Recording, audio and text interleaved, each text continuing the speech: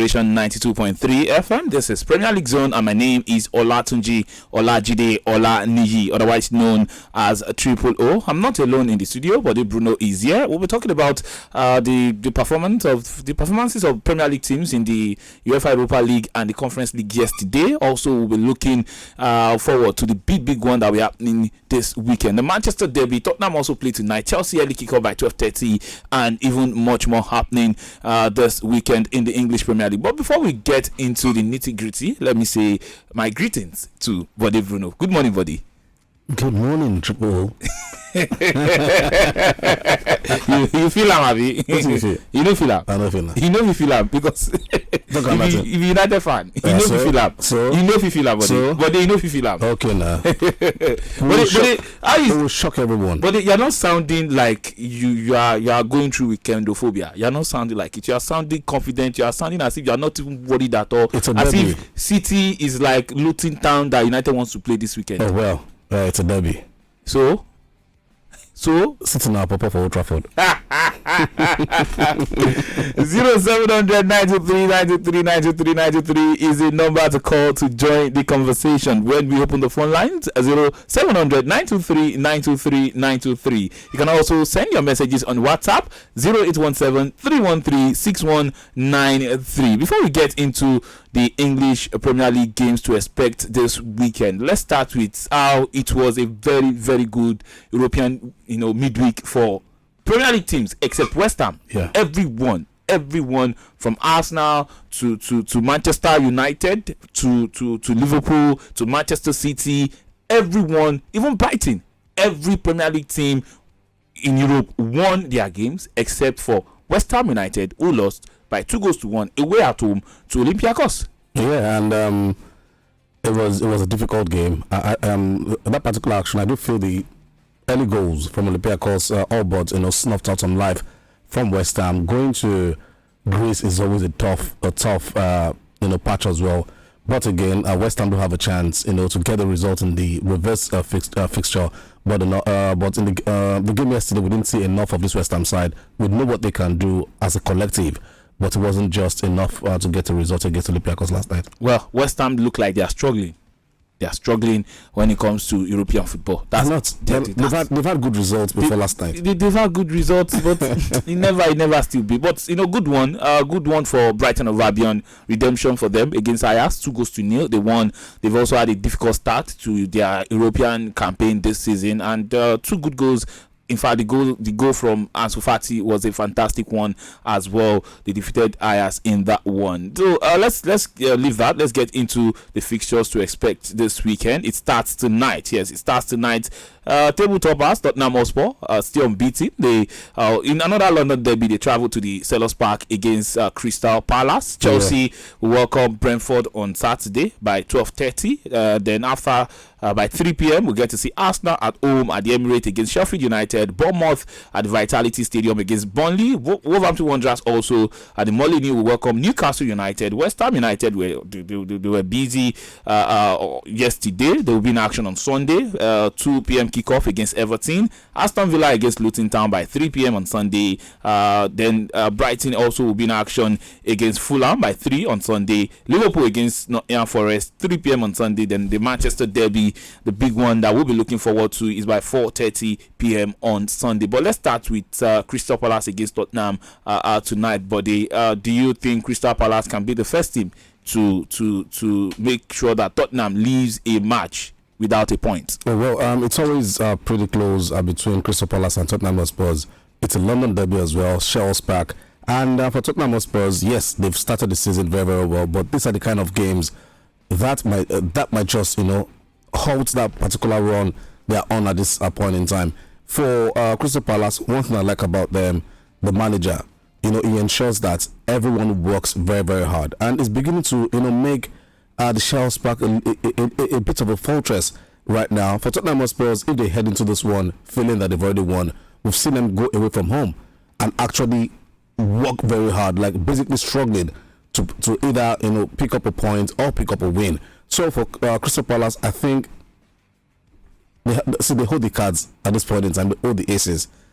It all boils down to how well they perform as a collective, and going forward as well. We've seen Palace improved from what we've seen in previous seasons with the amount of goals they've been scoring in recent times. So it's going to be a close one, and I think this game has a draw written all over it.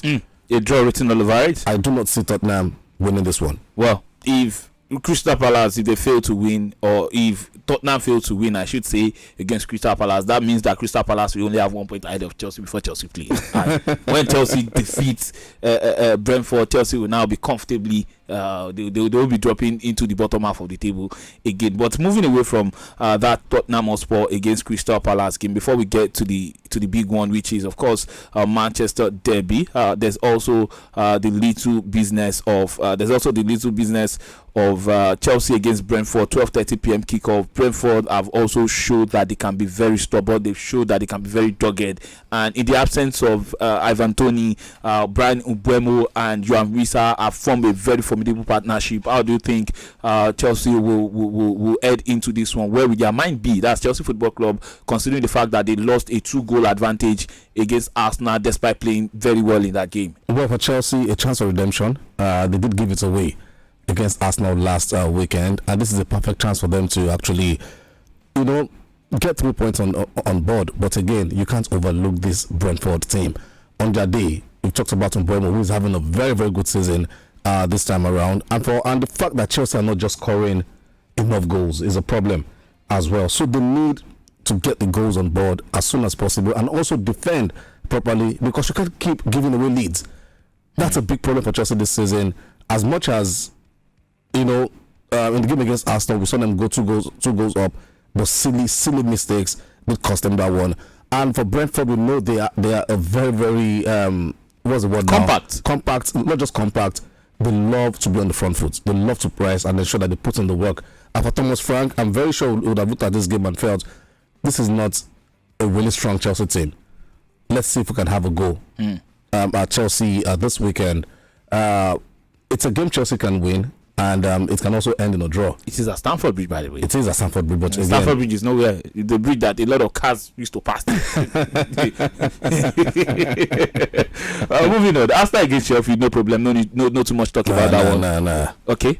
Newcastle against Wolverhampton Wanderers. Newcastle United, they are very compact as well. They lost against Dortmund in the UEFA Champions League. But how would they pick themselves up against this Wolverhampton Wanderers side that has also been struggling this season? Funny thing is, I think this game has seen more draws than either side's winning, basically. I don't know if I'm right to that statistics, but it's a game that has a draw written over it as well. For Wolverhampton Wanderers, we saw how they performed against Manchester City. For Newcastle away at Aston Villa last weekend, we saw how they capitulated.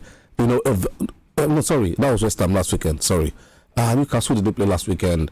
I'm trying to remember. I'll confirm. They won 3-0. Yeah, they won 3-0. Yeah, sorry, I was mixing up Newcastle and West Ham United. So for Newcastle United, they played Crystal Palace. 4-0 they won. Yeah, they won at home. So I think the Premier League form is good enough. But again, you look at the Wolverhampton Wanderers side. The problem with them is we do not really know, which side will step up on the day in terms of. They can be so lackadaisical, and some moments or some games they can actually show that they can play football. Martin, the coach of the side, O'Neill, has done a wonderful job with that team, and I think they're beginning, to understand each other properly. All right, so let's go to the big one now. The Manchester derby, Manchester United against Manchester City. That game is at Old Trafford, and the reverse fixture of this last season, Manchester United actually edged this particular fixture in the Premier League at Old Trafford, 2-1. Will that be the case again? Well, United have been appalling this season. Yes, I have 3 wins on the bounce, if I'm right. But again at Old Trafford, it's at this point in time, the theatre of dreams isn't what it was last season. United were unbeatable at Old Trafford, but again for City as well, it hasn't been crisp. They just came back from a trial of losses before winning last weekend and in midweek. So for City this weekend, they have all the tools to hurt United. They've won 4 of the last 5 against Manchester United in all competitions. Yeah, they have in all competitions, and it will be interesting to see how ETH sets up his team this weekend. We do know that a lot of times defensively United have been found wanting, and we did see them in midweek as well. They were made to work very hard against Copenhagen, But with such performances, it only boosts our confidence, and back-to-back as well. We realize that for McTominay, who has been in decent form in recent weeks, if he gets to start, he's going to be one of those players who look towards to either get amongst the goals or put in the work. I've not been impressed with how United have performed in the final third, especially Marcus Rashford. He's put Haaland under so much pressure in terms of not delivering enough chances for him to actually convert. And also Bruno Fernandes, like we always say, just finds a way not to turn up in big games. He's one of those that will turn up. Nothing much to say about City, but again, if United play to their strength, they can actually hurt the City side. Enjoyed this video? Hit the subscribe button for more. Leave a comment and like. Thank you.